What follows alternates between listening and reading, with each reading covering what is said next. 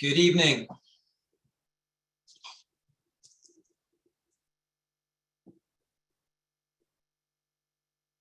I am Eric Robbins, CEO of the Jewish Federation of Greater Atlanta. Appreciate you giving us your time this evening for this important special community security briefing. This has been a very challenging week, followed by the incidents that happened this last Shabbat. But I think it'd be very important for us to start with a moment of gratitude that we're here today to affirm that what we've been doing in this community in terms of security and training certainly worked in Texas, where this terrible incident took place. I think we also could take a moment of gratitude for the outcome, thank God, of the people that were in the synagogue and that nobody was harmed. I think we also can take gratitude for this incredible community we have that in moments like this plays together like a great orchestra. We are fortunate here in Atlanta that security has been on our agenda for a very long time. It's not something that's new to us, and it's something we do very well.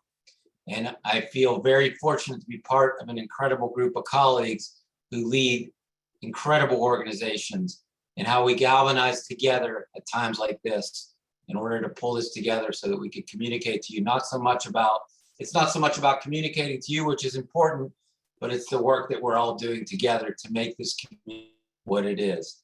And this community is only what it is because the great individuals that make up those organizations, many of which you're going to hear from tonight. And I feel very fortunate to be colleagues of mine. So we'll begin the evening hearing from the chair of the Atlanta Rabbinical Association, Rabbi Yuval Wein.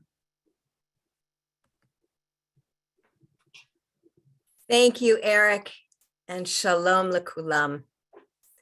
She'adam tzarich la'avor al gesher tzar me'od me'od, v'al klal v'ikar shelo yitaped klal. All the world is a very, very narrow bridge, and the main thing to remember is not to allow fear to stop us. These are the words from a beautiful prayer penned by Reb Nachman of Bratslav, a great-grandson of the Baal Shem Tov, sometime in the early 1800s. In 1973, similar words, those more familiar to many of us, were put to music and broadcast to the troops of the IDF throughout the days and nights of the Yom Kippur War.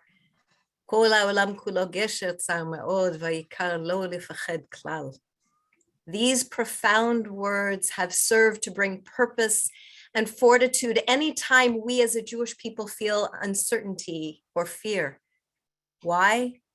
Because we know that there will always be times, narrow places when we will feel afraid, and last Shabbat we saw that narrow space. If you peer over the side of a narrow bridge, one can lose the heart to continue. One might freeze, refusing to go forward, even withdrawing from life. Yet Reb Nachman's words are there to bring assurance and fortitude. The ikar, the essence to living life, is to have faith, not to succumb to panic and doubt, rather to breathe in and out and trust, putting one foot in front of the other, refusing to give in to the fear. Thankfully, last Saturday, we made it across the bridge. Our landsman in Texas came through. Baruch Hashem, thank God, in good health and in peace, returning to safety into the arms of their families and able to recite Birkat HaGomel, the redemption prayer. We cannot and we will not allow those who wish us harm to stop us from proudly living our Jewish lives. And that is what tonight is about. Moving us ahead with purpose, with pride and assuredness, learning from past events, revisiting the steps that we must take together to help care for one another and to advocate for the health of our community. So on behalf of all the Atlanta area rabbis, across our varied streams, know that we are here to talk with you, to study with you, to counsel with you, to pray with you, and to stand beside you, shoulder to shoulder as we build a better tomorrow together. Finally, Shabbat is almost here again, and we look forward to welcoming you all back to shul in person or online. Let us all meet one another in love and in peace, as together we raise our voices in gratitude and vigor. Shalom, shalom lerachok v'lekarov, amar Adonai. Peace and wholeness to the far and to the near, says the Eternal. Thank you to our community leaders. Thank you for those who work in security, who are convening this gathering this evening. And so now, in gratitude, I turn the Zoom window over to our ADL director, Allison Goodman. Thank you so much, Rabbi Shuval Weiner. That was really beautiful. My name is Allison Padilla-Goodman. I'm the Vice President of ADL Southern Division. It is just so good to be here together tonight. I've heard from so many of you this week, and it's just really good to be together here in community, friends and organizations really coming together. As many of you know, ADL and SCN have a very strong partnership, and Neil and I coordinate together regularly to stay in sync. When the events transpired on Saturday, that relationship really kicked into high gear. In Dallas, the two agencies responded immediately on the ground and were there on the scene in Colleyville. Rabbi Charlie actually credited his heroic escape to ADL and SCN security trainings he had received over the years. Here in Atlanta, Neil and I were quickly in touch with law enforcement who were eager to show their attention to the vulnerability of the Jewish community. Neil sent out great security advisories to Jewish institutional leaders. And then on Sunday, ADL and SCN co-hosted an insider briefing with DHS and FBI for Jewish institutional professionals. It's events like these when we are reminded of the importance of our relationships with law enforcement. We are all deeply grateful to Texas law enforcement and the FBI for their work in ending the tense hostage situation in Colleyville and for the safe return of the hostages to their families. Our thoughts and prayers are with the victims and their families who have really endured a horrific trauma and have much healing to do. This situation is also a painful reminder of the fact that synagogues in America continue to be at risk for terrorist attacks. There is no doubt, given what we know so far, that the hostage taker chose his target carefully. The attack is a reminder that hardened, conspiratorial anti-Semitism is a core tenet of extremists across the spectrum, including radical Islamists. So now several days later, we know some more details about the horrific nature of the attack. Reports have indicated that the suspect, identified as UK national Malik Akram, called for the release of Afia Siddiqui, a convicted terrorist with links to Al-Qaeda who rallied against Jews during her trial and who blamed her guilty verdict on Israel. ADL has a backgrounder on Siddiqui from 2010 on our website. And we know a lot about Afia Siddiqui. In recent weeks, months, years, protesters and activists have called for Siddiqui's release from the Federal Medical Center in Fort Worth, Texas. Protesters claim she is a prisoner of conscience and a victim of the US war on terror. Islamic terrorist groups, including ISIS, have tried for years to free Siddiqui. She was arrested in July 2008 by Afghanistan National Police in the Ghazni province of Afghanistan. And when she was turned over to US custody, she allegedly grabbed a US soldier's assault rifle while she was being questioned and fired it at US personnel. During the incident, she repeatedly shouted that she wanted to kill Americans and was shot twice in the torso, according to the complaint. Siddiqui had been wanted for questioning by the FBI since 2004 for being an operative and facilitator of Al-Qaeda. During court proceedings in January of 2010, she stated that Jews should be excluded from her jury pool if they have a Zionist or Israeli background. They are all mad at me, Siddiqui said. I have a feeling everyone here is them. Subject to genetic testing, they should be excluded, she said at the trial. After being convicted in New York, as jurors left the courtroom, Siddiqui exclaimed, This is a verdict coming from Israel, not America. That's where the anger belongs. And then after her arrest in Afghanistan, Afghan police found in her possession documents on making explosives, descriptions of New York City landmarks, including the Empire State Building, the Statue of Liberty, and the Brooklyn Bridge, and excerpts from Anarchist Arsenal, a book describing various types of incendiary and explosive techniques. So on ADL's website, we have a heat map. Heat stands for hatred, extremism, anti-Semitism, and terrorism, where you can learn more about the other Islamist plots targeting Jews from the past decade. Rabbi Charlie Citron Walker let the hostage taker inside the synagogue Saturday because the man appeared to need shelter. He even made him a cup of tea to have a conversation with him. The FBI said late Sunday that the standoff was being investigated as a terrorism-related matter in which the Jewish community was targeted. The FBI cited the repeated demands Akram made during the standoff for the release of Siddiqui. At 2 points during the siege, the perpetrator demanded to speak with Rabbi Angela Buchdahl of Manhattan Central Synagogue, and he connected with her by phone. And the perpetrator wanted her to intervene in the Siddiqui matter, believing that she had influence with the government. He mentioned that he saw her with Obama, presumably the 2014 Hanukkah event at the White House. And this just all reinforces that the hostage taker was motivated by the classic anti-Semitic trope that Jews have the power to influence our government.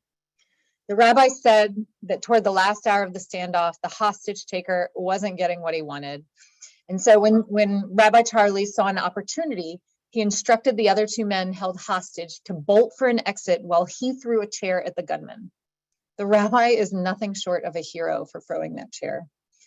The hostage taker was armed with a gun that he is alleged to have bought off of the street. And he spent his first night in Texas at a homeless shelter and may have gotten the gun there, according to authorities. The investigation stretched into England on Sunday when Greater Manchester police said they detained two teenagers in connection with the Colleyville incident. The two teens were Akram's sons who were in touch with him at some point during the standoff on Saturday. And Rabbi Charlie released a statement saying he and his congregation have participated in multiple security courses from ADL and the FBI and SEN and said, "We are alive today because of that education." He also encouraged all Jewish congregations, religious groups, schools, and others to participate in security courses and active shooter trainings. He said of the terrorist, this was somebody who literally thought that Jews control the world. He thought he would come into a synagogue and we could get on the phone with the chief rabbi of America and he would get what he needed. So, we're going to hear tonight from Neil and from the FBI and from SEN, and we'll learn more about the kind of threat and security trainings happening here on the ground. While there's no direct pending threat, the risks remain high in light of the historic level of anti-Semitism across the country and just the proliferation of anti-Jewish hate online. We're glad to see everyone reinforcing strong security practice. We're lucky to have in Atlanta to have Neil Rabinovitz and SEN as an awesome resource for ensuring that our community is safe. And we're so glad to be here working together. I am going to now pass it over back to Neil.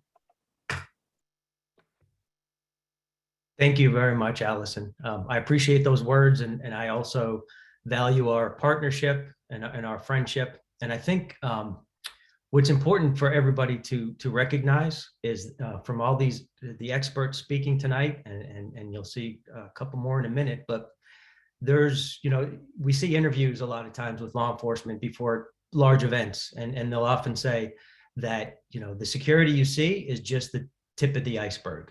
There's so much going on behind the scenes that you're not aware of and that you don't need to be aware of, keeping everybody safe. And that's so true for the Atlanta Jewish community as well. Allison and I work hand in hand almost daily, sharing information, working together. We are both in constant contact with our federal, state, and local law enforcement partners, as well as all of our organizations. So I think, it's important for everybody to realize that this is all going on behind the scenes, and there truly is a large security apparatus keeping everybody safe on a daily basis. So with that, turn it over to our next expert, I'd like to introduce Assistant Special Agent in Charge, Alex Santiago, one of my former colleagues from the FBI. Mr. Santiago is second in charge of the FBI for the entire state of Georgia. He also will brings a unique perspective tonight. Prior to coming to Atlanta, Mr. Santiago was assigned to the Dallas field office of the FBI. And the Dallas field office was the field office responsible for responding to the Congregation Beth Israel incident over this past weekend.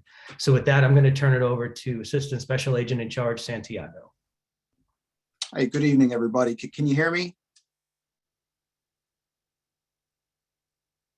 Yep, you're good. Fantastic. Thank you, Neil. First of all, I just want to say how thankful I am to be on a call with all of you this evening. And not only thankful, just humbled to be able to be in your presence tonight. I appreciate the time that you're making for me. And then I hope that my time here is well served. One of the things I wanted to make sure I said is I wanted to offer my condolences. There's just when events like this occur, like they did in Texas, there's just a lack of a feeling of security that we all should have, not only in the Jewish community of faith, but in every community of faith. And there's a little bit of that goes away when things like this happen. So again, I just wanted to offer my condolences for that, because that is a real loss. The other thing I wanted to express thanks for is your partnership. We have a continued partnership with your community. Whether it's Mr. Hacker, who retired today after 21 years, myself, or any of the other ASACs in the office. It's these types of partnerships that make the communication easier. I think that we're probably in the best time in the FBI when it comes to information sharing and partnerships. What I mean by that is if there's a threat to your community, we are more open as an organization to communicate real details of that threat to allow you to be able to protect your folks than I think the FBI has ever been in. It's kind of a lofty statement, but really what that means to me, I've been in this situation before, not with the Jewish community, with another community, but it gives me the freedom to sit down with your leaders real time and discuss the threat in detail so that you have a great understanding about what's happening. And it also gives me the flexibility to say, hey, here's what I'm going to do about it. Here's what the FBI is going to do about it. And then find opportunities where we can support each other in those type of investigations. I offer that to you because if there is a threat to your community, that's what you can expect.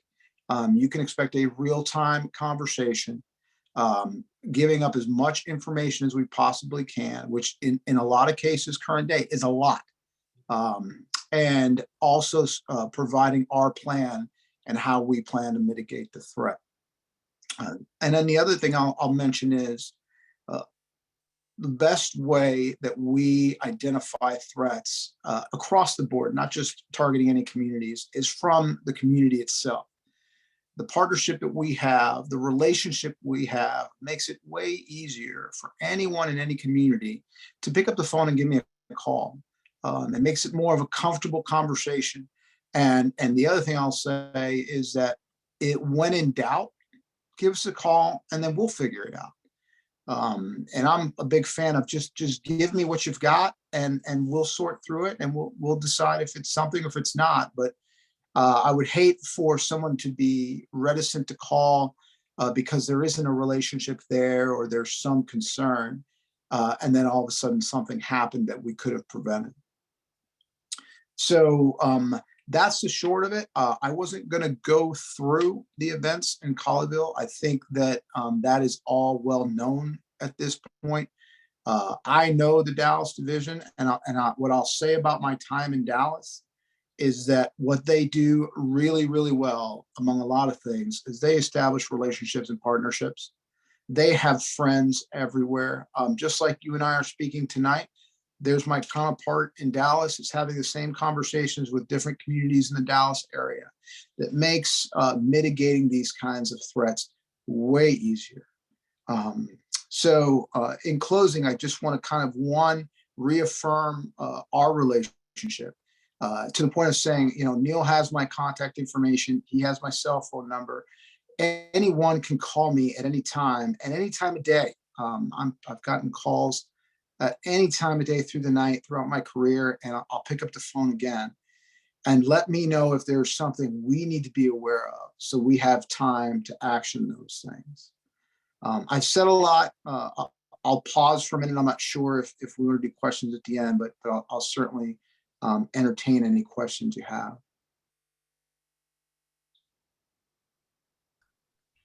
And if you have any questions, just please put them in the chat and we'll go through those.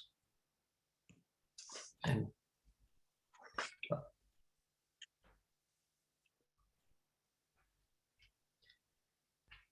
okay.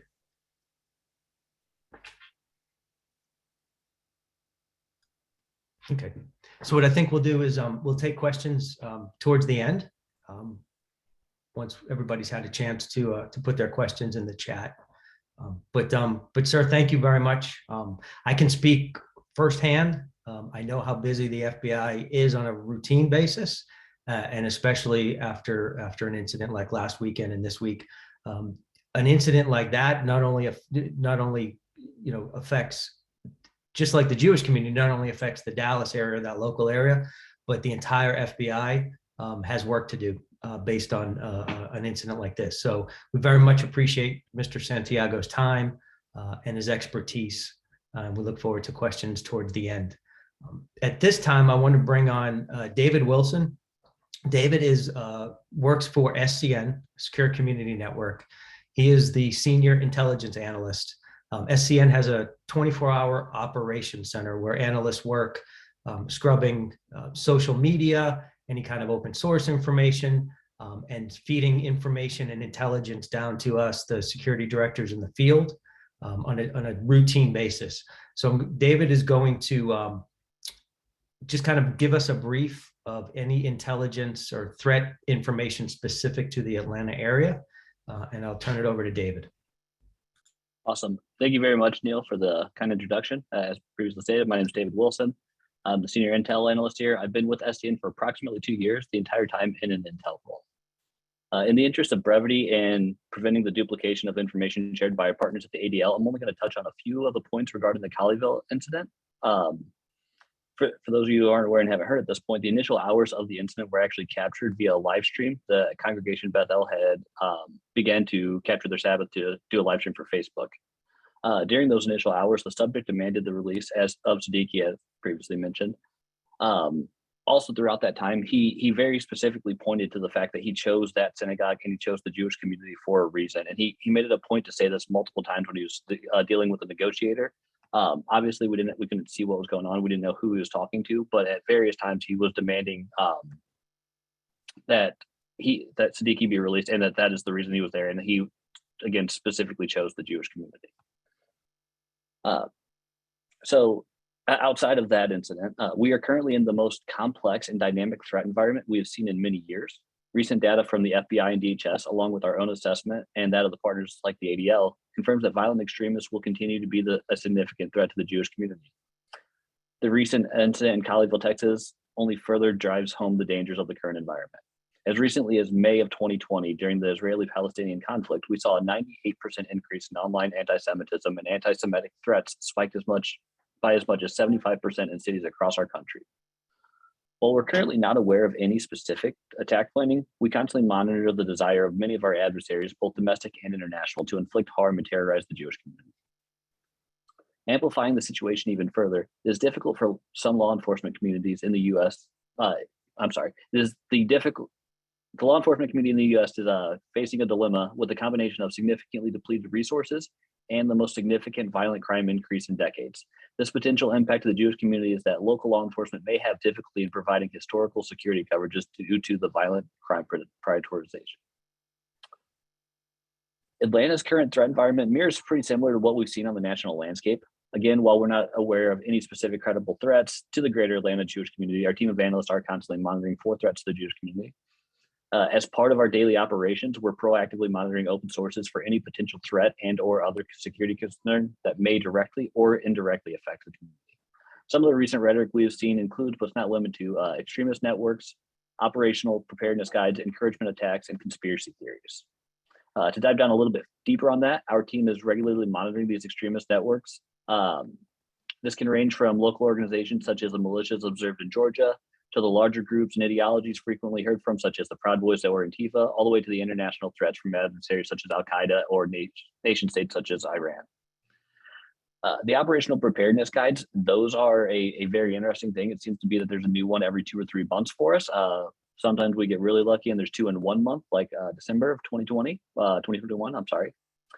These guides, they're published on various forums and channels frequented by the individuals subscribing to extremist ideologies.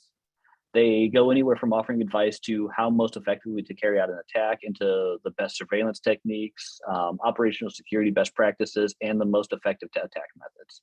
These guides are frequently littered with anti-Semitism, with the most notable guide from 2021 referring to all adversaries as Jews, regardless of their religious background. Our team continues to monitor for, locate, and provide analysis on these guides, with the most recently published at the end of December 2021. The encouragement and attacks, this is again something we see across the board, but it's something we continue to highlight. Whether it be directly or indirectly, we're continuing to see an increase in calls for attack against the Jewish community on various platforms. We've noticed 2 emerging themes from the individuals. First being that extremists and radicalized individuals are watching for media reports on security within the Jewish community and discussing that information during talks focused on the Jewish community. That's a lot of the same words over and over again. But what that boils down to is these extremists and radicalized individuals, they're watching the Colleyville aftermath and the response to it, and they'll mention that during these guides and during the operational preparedness guides, they're using this as that education. So it's very important to try to stay one step ahead. Another emerging theme that we've seen recently is calls for attempts to join Jewish organizations in an official capacity, such as like a janitor, security, or whatever it may be, to gather intelligence and about operations so that they can potentially conduct an insider attack. Lastly, and this is the thing that we see the most frequently, is just the conspiracy theories. Conspiracy theories, it seems like every one of them has a root in anti-Semitism at the end of the day for us. They most frequently revolve around the belief in a new world order of sort. The Colleyville incident itself was based on the belief that members of the Jewish community control the United States government, while the Tree of Life shooting in 2018 was based on the belief that the Jewish community was puppeteering a campaign of white replacement in the United States. While others utilize conspiracy theories around COVID-19 and vaccines to place blame on the Jewish community, these conspiracy theories have served as almost a gateway to further and more violent and radicalized conspiracy theories from what we're seeing. That concludes my brief, and I'm going to turn it back over to Neil. Thank you, guys. Thanks, David. I appreciate that, and appreciate that background for everybody's awareness. So what I would like to do, so I'm gonna talk for a few minutes now. So as some of you know, but maybe not everybody, just want to introduce myself. So I'm Neil Rabinovitz. I have the privilege of being the security director for our community here in Atlanta. I work for Secure Community Network, which some of you may be aware of, and many of you heard about in the news this past weekend. So Secure Community Network, or SCN, for those that aren't familiar, it's a network, national network of security directors. We're all former law enforcement, military, with decades of experience. It's for most of us, it's a second security career where we can continue to serve our communities.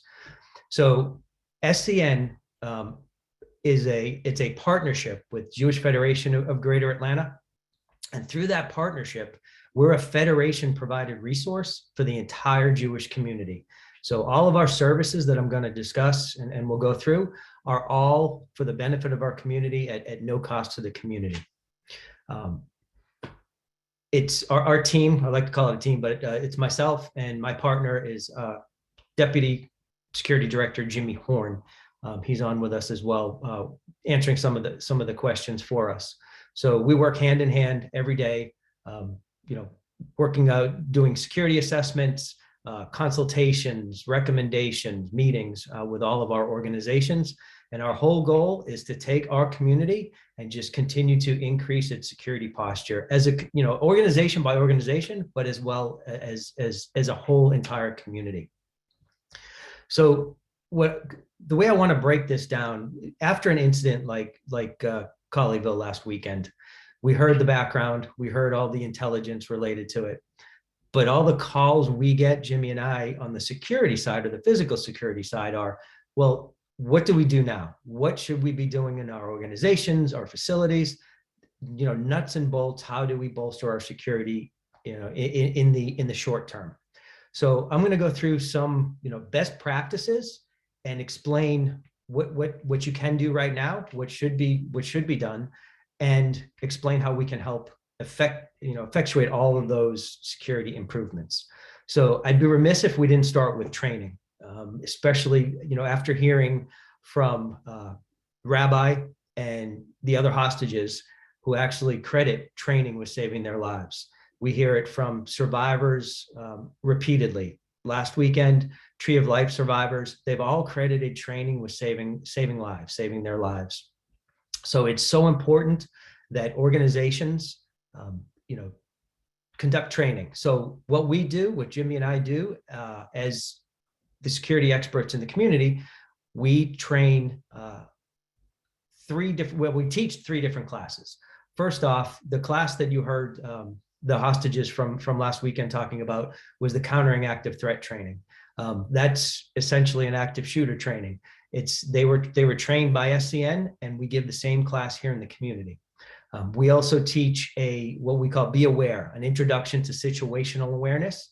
That is actually a great lead-in to the countering active threat training. And what we're trying to get across there is in their life skills, how to be aware of your surroundings, things to look out for, places where you should be extra cautious, and steps that you can take to protect yourself. The whole goal being, with the countering active threat training, that's already at the point like Colleyville where the threat is in our building. It's an immediate threat. With the introduction to situational awareness, we want to identify that threat as far away from us, from the inside of our building as possible, so that we have that cushion, those extra few minutes to get to a place of safety. So one thing that we actually had this in the works before, but it's our goal to train the entire community. So what we are beginning to do starting at the end of January is conduct not only for our organizations, but we're going to start doing virtual community training. So many of you saw that in the registration page for tonight's webinar. There was also a registration for a countering active threat training that we're going to do virtually coming up at the end of the month. Our plan after that is to do 2 trainings each month, situational awareness and countering active threat each month. The trainings are all virtual. They're open to the entire community. Like I said, we're trying to train as many people as possible. So moving on from training, what should you do next? What should the synagogues and all our agencies and day schools and everybody, what should we be focused on? Emergency operations plans are key. It's so important to have that plan ahead of time so that we know what to do in a crisis. That's something that Jimmy and I do every day. We can come out and help draft these emergency operations plans. We have templates. We can walk through it, and it's not as daunting as it may sound. So we can help you with those. What's important to realize or recognize is that it's not just the fact of having an emergency plan. You really have to be familiar with that plan and test it. We could have the best plan in the world, but if it's sitting on a shelf in a book, or it's on a database, internal database in our facility that nobody really takes a look at, then the plans are not helpful. They're not doing what they're supposed to do. So the key when we talk about testing it is getting together, and we call it a tabletop exercise. And again, we can help facilitate these as well. It's just an informal way that your folks in your organization come together, their roles are identified, and we talk through some scenarios. We can start basic and move it up to more advanced scenarios. And we talk through what would happen, what would we do, what would you do? And the whole goal is that we're testing the plan, we're seeing if it works, And more often than not, we find ways that we need to adjust that plan. And that's all, we become familiar with the plan and we train on it. And then hopefully we never need it, but should we need it, we're in a much better position to react and respond. Along with the plans, it's so important that you understand all the security systems in your facility and test them regularly. Alarm systems, panic buttons, emergency notification systems. And we want to make sure that we have multiple people in our organization that are familiar with those systems and can operate them. We don't want that single point of failure where, for whatever reason, the one or two individuals that we know the system are not available when we need them. Next thing to think about are floor plans. This is very critical. You want to have your floor plans accessible remotely. We want, just like our emergency operations plans, if they're sitting in our facility or on a stovepiped database and we can't get to them, they're not helpful. So we want to have those plans accessible remotely, and it's so important ahead of time to share those with law enforcement.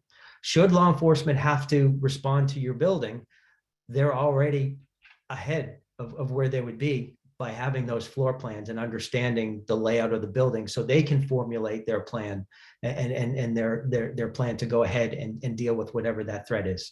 It actually came up in Colleyville last weekend.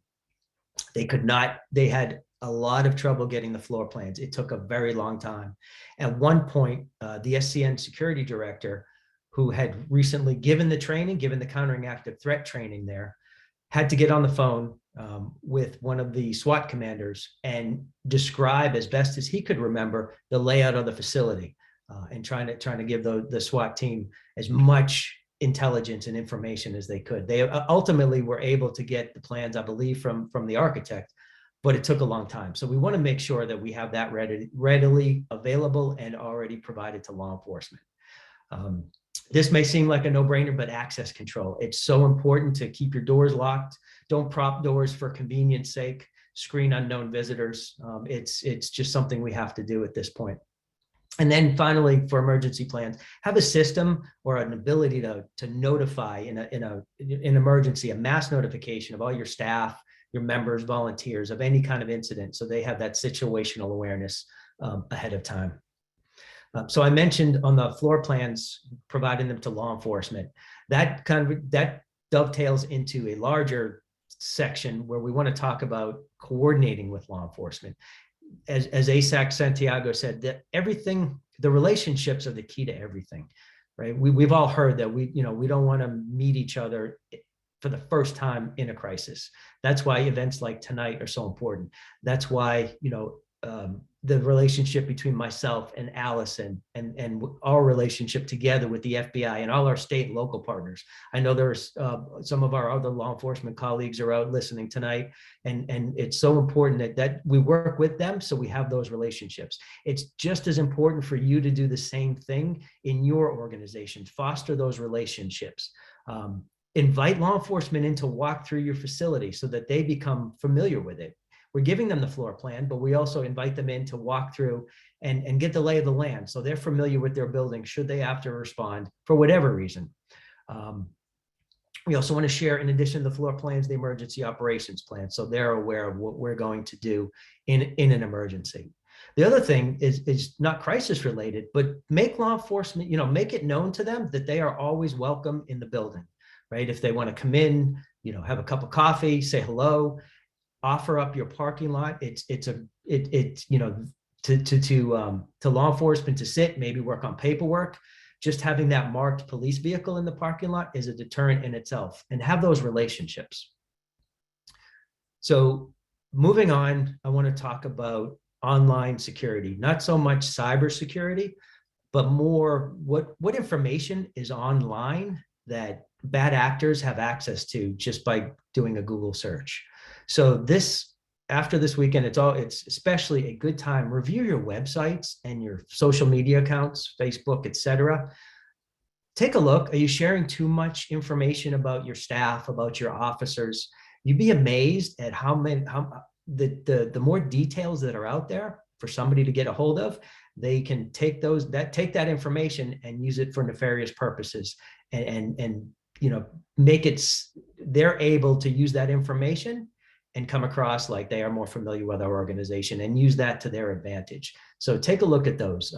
Along those lines, not so much cyber, but for example, when we come out and do security assessments, which I'll talk about in a minute, many of our organizations will have signs in the parking lot that say reserved for rabbi, reserved for cantor, whoever, other officers in the organization. We stress, it's the same thing as having too much personal information online. We're signaling to any kind of bad actor that is doing surveillance or looking for a target, which car is the rabbi's, which car is the president of the synagogue. So we stress, we don't want to have too much information out there readily available to the general public. As far as online security, the other thing is, does your organization have a password protected side for your members where only they have access, where you can post times of events, services, etc. We called it in the FBI. We only want those that have a need to know accessing that information. So you should have that password protected side. Threat mitigation plan. So that's just fancy language for like ASEC Santiago said, report all suspicious activity to law enforcement. If you see something and you're wondering if you should call the police, then you probably should. It's much more important to err on the side of caution, notify law enforcement, and the worst that happens is we're wrong. The person had a legitimate reason for being there. We apologize, or people that aren't up to bad actions understand that you're just being careful. We talk to law enforcement every day, all day, and they all say the same thing. They're here to help, but they can't help if they don't know, what the problem is, and never, ever hesitate to call 911. So I mentioned when we come out to do security assessments, that's another step that you really want to take for all of your organizations. We call them threat, vulnerability, and risk assessments. So they are essentially, we come out, walk through your facility, look at all your target hardening or your physical security measures, and we identify any vulnerabilities. And then we take those vulnerabilities and we make recommendations to mitigate them. How can we harden the target, right? Make it more difficult for that bad actor to access the building, access the inside of the building. So the security assessments are important for two main reasons. One, it gives your organization a roadmap of ways to improve security.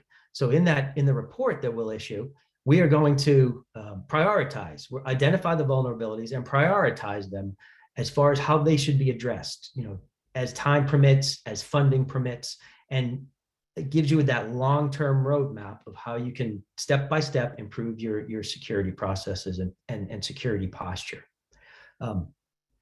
The thing I know what a lot of people are thinking out there, a lot of these mitigation measures, the target hardening equipment is extremely expensive. And I agree, and I'll address that in a minute. But a lot of the recommendations we make they're not expensive.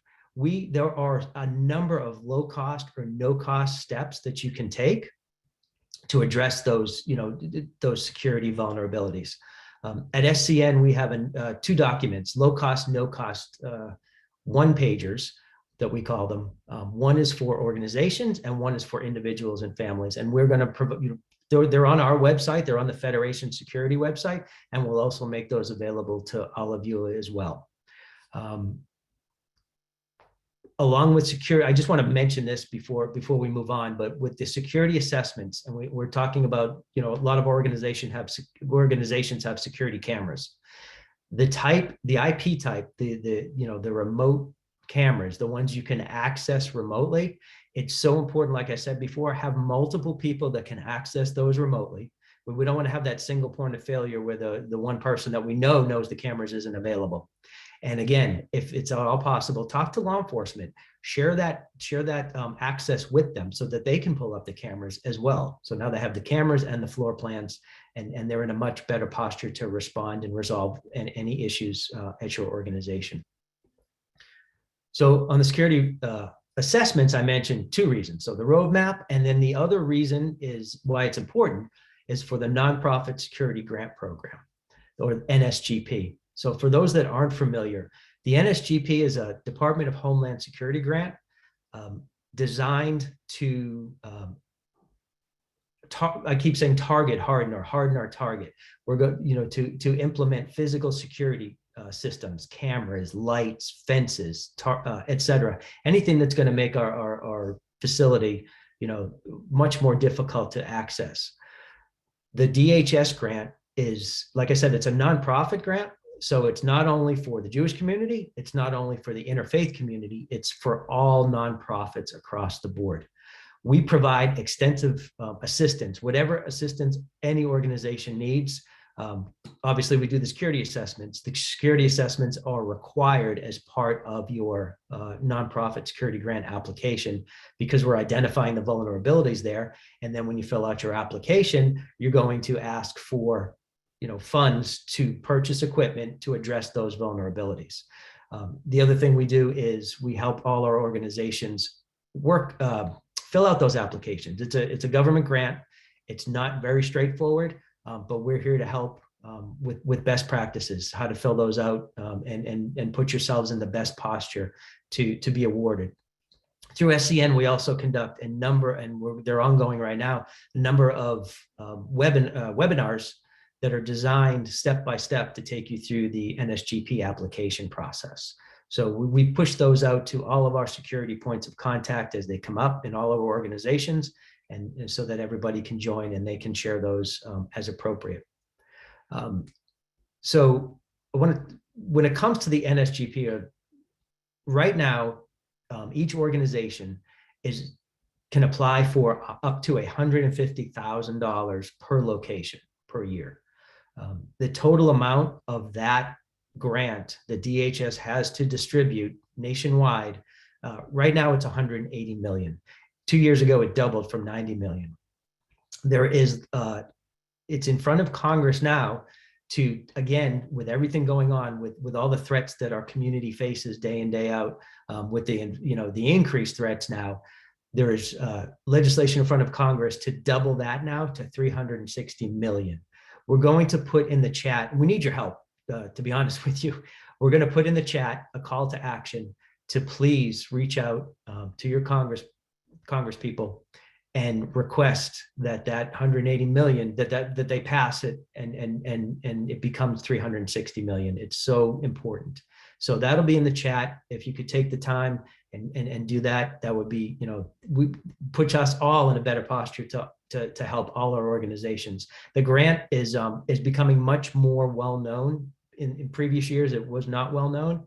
It's becoming more and more competitive each year. So we want to have as many organizations as we can get awarded. So with that, like I said, if you could go ahead and do that, that's the end of all my points. We're going to open it up to questions in a minute, but I do want to say just how important it is and how much I value all the relationships that we have here, so that we can contribute and continue to ensure that the Jewish community, and especially in Atlanta, is as safe and secure as possible. So I thank you all for being here tonight, and I think we'll open it up to questions now.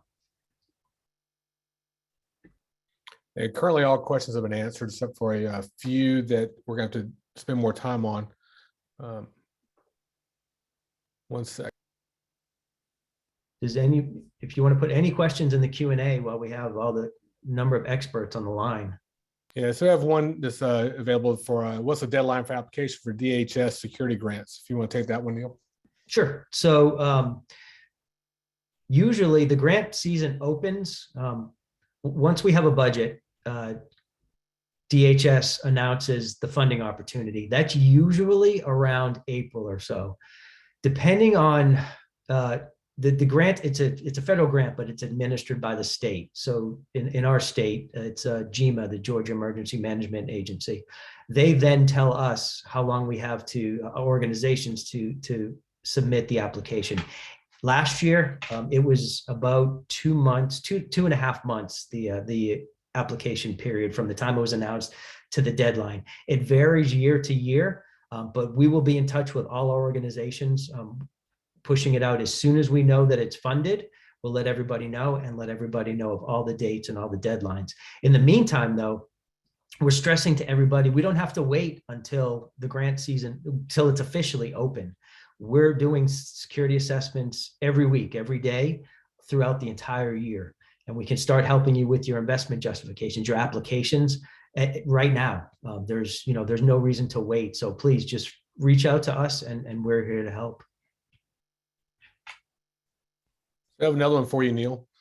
Regarding social media, do Jewish organizations need to pare back what is posted and broadcasted on open platforms like Facebook? Like you said, it is easy to do a ton of research on any of our organizations and quote unquote observe. Can you talk more on this? Sure. And it's very true, right? The bad actors out there, even, maybe not violent actors, but the cyber criminals out there, they're constantly scrubbing, going through, websites, trying to glean as much information as they can that they can use to their advantage. We saw this a lot when COVID hit. We saw a lot of what we call, and probably familiar with it, Zoom bombings, where the links for services, for special events, for even funerals were posted on websites that were just open. All you had to do was click on the link. We had a number of anti-Semitic incidents, and I'm gonna, a funeral was disrupted with anti-Semitic graffiti, banners, statements.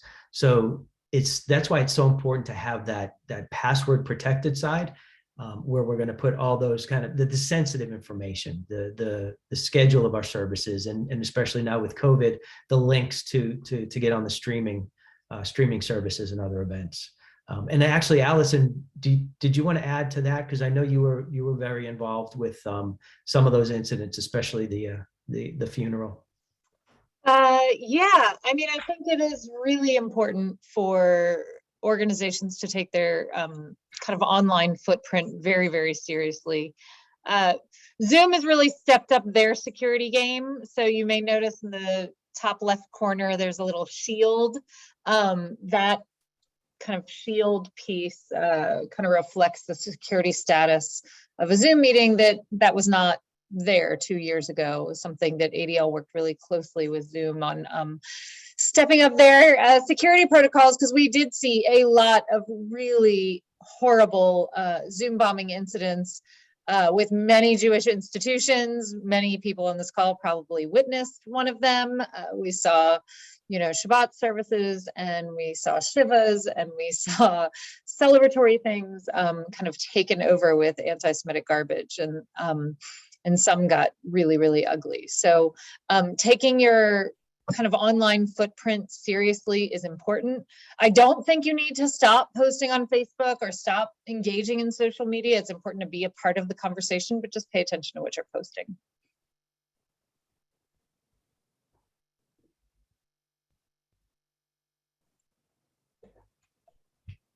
Jimmy, are there other questions you want us to talk about? Give me 1 sec. I'm running through them as best I can. Sure. One of the questions: all synagogues participating in trainings? Yes, all are participating to some degree, and are stepping those training classes up as we speak. Agent Santiago, question for you, if you're available. Sure. Does the FBI have the capacity to do this work as it increases across the country? So yeah, I read that question. If we're talking about the work, meaning our ability to respond as we did in Dallas, the short answer is we do. I think that's the context that I took the question in.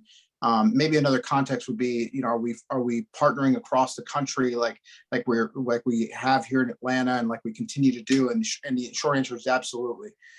Everywhere in major markets in the U.S. where there are where there's a Jewish community, you'll have my counterpart probably involved in a very similar a forum like this, just again to reaffirm our partnership and just to talk about the finer details of what the FBI is prepared to do in support of that partnership. I'll add one more thing too. And Neil, I think you have this, the flyer on this. On Tuesday, February 22nd, we're going to have a situational awareness symposium. It's a joint event between us and DHS. Neil, you'll have the information on that. If you don't, we can get it to you. But I just encourage everybody on the call, if you're available on February 22nd, it's Tuesday. It's a situational awareness symposium. There'll be a lot of other faith leaders there as well. And it should be pretty informative for everyone who attends. So I think I answered the first question accurately. If I didn't, just let me know. I'm happy to clarify. Thank you. Thank you, sir. I just wanted talking to David Wilson, the intelligence analyst. He has a lot of expertise when it comes to websites and the social media aspect that we were talking about. So I just wanted to turn it over to him for a minute. Thanks, Neil. Yeah, a little bit less on the website side, definitely more on the social media side. That is definitely my specialty. I'm an open source intelligence analyst by nature. The things I would really like to really harp on is using those security features that are in use, whichever platform you're on. They offer basic security checks: Facebook, Twitter, Instagram, you name it. First of all, follow those. As soon as you do that, you're going to limit the information that we can pull right off the bat. The way I always like to compare it is, if I can't find it, that means the bad guys probably can't find it as well. So that's a great first step. As everyone mentioned on here, taking pictures of your cars, that's absolutely great that you've got to grab a new car. It's awesome. That means the extremists know exactly what car you have. If your license plate's available, they might be able to grab additional information from there. And that's things that people are doing, both good and bad, across the board. So I always like to caution people to be extra safe on that. A little bit further on that is information gleaned from that can be super easily used for doxing. One of the incidents that Neil referenced earlier with the Zoom bombing of a funeral, that individual that Zoom bombed said funeral, he was actually involved in a doxing campaign for the Jewish community nationwide earlier in December 2020, where he called it the Haram Boy Hanukkah, and he doxed a different member of the Jewish community every day for 12 days straight. So that's the type of information he bragged about it on his channels, that he grabbed that information from social media. So I always encourage extra vigilance when it comes to that. Thanks, Neil.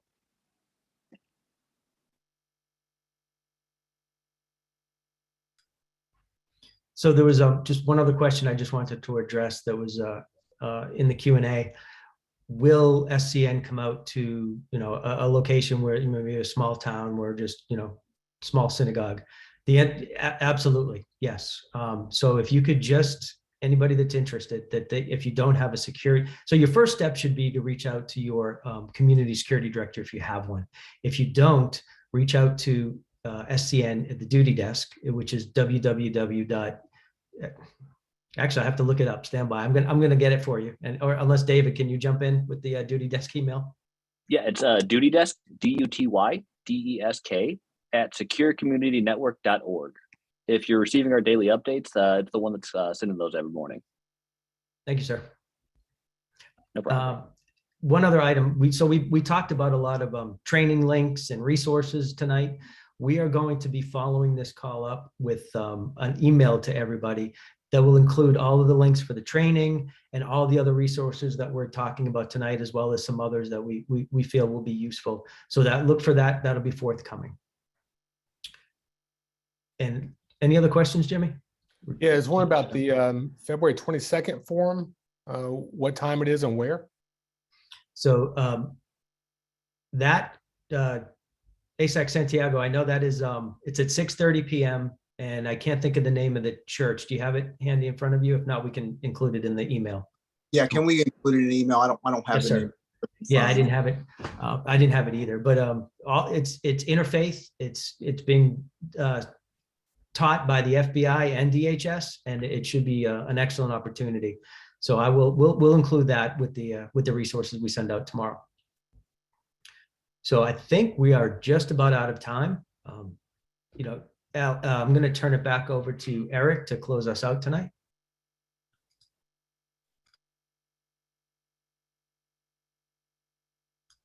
You're muted, Eric. Sorry about that. I was probably muted by David. Thank you. You guys are incredible. We are so fortunate to have you experts in our community, constantly looking out for our safety and security. I will remind everyone that you're going to get follow-up information. There is a call to action here. One is contact your legislatures about doubling the nonprofit security grant, which not only benefits our faith communities, but all faith communities. And number two, get yourself into one of these trainings. Lastly, you're seeing a part of our community that's about security and protection, but let me remind you, we are so blessed with a bouquet of an incredible Jewish community full of vibrant synagogues, organizations of all shapes and sizes. And I feel such a privilege to be a part of it and to be share it with all of you. So have a great evening and early Shabbat Shalom, and thank you for all of your time.